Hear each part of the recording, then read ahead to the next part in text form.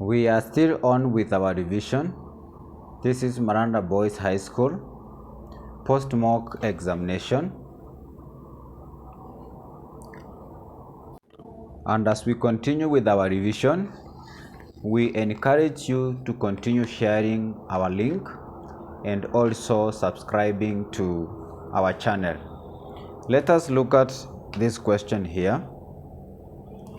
The question reads, the figure below shows triangle PQR, that is, we have triangle PQR, in which PR, that is the entire of this side here, that is PR, is 12 centimeters, and a T is a point. We have T is a point on PR, such that TR, that is TR, is 4 centimeters. TR is 4 centimeters. And line ST and the QR are parallel. If the area of triangle PQR, that is this bigger triangle PQR, is 336 centimeters square, find the area of the quadrilateral STRQ. It is very easy to do this question. Since we can get the area of the bigger triangle, we minus the area of the smaller triangle, we are going to remain with the area of the quadrilateral. In this case, we are going to use similarity and enlargement, and since we are given the area of one triangle, which is PQR, we are going to use the lengths given for us to be able to do this question. And we know if we compare the lengths of the two triangles, that is the length of triangle PR and the length of triangle PT, this one is going to give us the linear scale factor, and the linear scale factor is going to be equal to the length of the bigger triangle, which is 12. We divide by the length of the smaller triangle, which is 8. And if you divide 12 by 8, the common factor here is 4. 4 goes to 12 3 times, and 4 goes to 8 2 times. But since we are comparing the areas, we can now get the area scale factor. And to get the area scale factor, we are going to square the linear scale factor.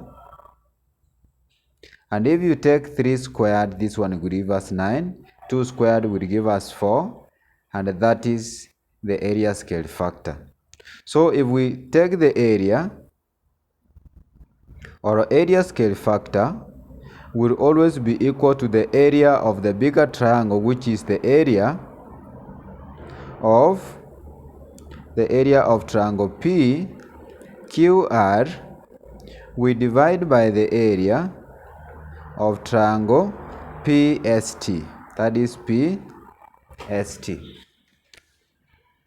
Going down, our area scale factor is 9/4, and this will be equal to the area of PQR, which has been given as 336. You divide by the area of triangle PST. If you cross multiply here, PST times 9 will give us 9 PST, and this one is going to be equal to 4 times 336. If you want to get PST, we can divide both sides by 9, such that this and this one goes. PST, that is the area of triangle PST, is going to be equal to, we can use the calculator here. We have 4 times 336. We divide by 9, and this one is going to give us 149. This one is going to give us 149.3, which is approximately 149 centimeters square. From here, we are going to find now the area of the quadrilateral, and the area of the quadrilateral STRQ is going to be equal to the area, that is the area of the bigger triangle, which is 336, we minus 149, and this one is going to give us, that is 336 minus 149, and this gives us 187, that is 187 centimeter square. That gives us 187 centimeter square, and that is the answer to that particular question.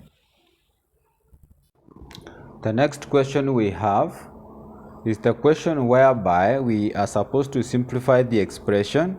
We have 5x squared plus 8x plus 3 as our numerator. You divide by x squared minus 1. So let us look at the working to this question, and we are going to start with the numerator, which is 5x squared plus 8x plus 3, and we know this is a quadratic expression, and therefore we are going to factorize by looking at the product. And to get the product, we are going to take 5 times 3, which is 15, and our sum is going to be equal to the coefficient of x, which is 8. So we need two numbers whose product is 15, and the two numbers, their sum will give us 8, and those two numbers are 5 and 3, such that 5 times 3 will give us 15, our product, and 5 plus 3 will give us 8, which is our sum. Then moving down now, we are going to rewrite this expression, that is 5x squared. The linear term, which is 8x, is going to be replaced by the two numbers, which is, that is 5x plus 3x, that is 5 plus 3, which will give us 8x. But for us to get 8x, we have 5x, of course, plus 3x to give us 8x, then of course plus the constant c, which is 3. From here now we can factorize 2 in pairs, these two in pairs. Between this pair, we realize that 5 is common, and also x is appearing on both sides. So we are going to factor 5x outside into, we are going to have x, such that this times this will give us 5x squared, then of course plus 1, such that 5x times 1 will give us 5x. Then we go to this other pair, we realize that 3 is common, so we factor 3 outside into, we have x, of course, plus 1. Moving down, we are going to take the two coefficients which are outside the bracket, and we join them. We are going to have 5x plus 3 into one of the brackets, because the brackets are the same, which is going to be x plus 1. And by so doing, we are through with the numerator. Let us now deal with the denominator, and the denominator is x squared minus 1. We realize this is a product of two squares, and therefore if we take the square root of x squared, we are going to have x. Then the square root of 1, we are going to have 1. Since the square root of a number is plus or minus, we are going to have x plus 1, and into automatically another bracket, which is x minus 1. So going down, we are going to take the numerator over denominator, and this one is going to be equal to 5x plus 3 into x plus 1. We divide by the numerator, which is x plus 1, multiply by x minus 1, and you realize x plus 1 and x plus 1 goes, and the answer is going to be 5x plus 3. You divide by x minus 1, and that will be the answer to this particular question. Anyway, that will be the answer to this particular question. Thank you for watching, and welcome to this channel.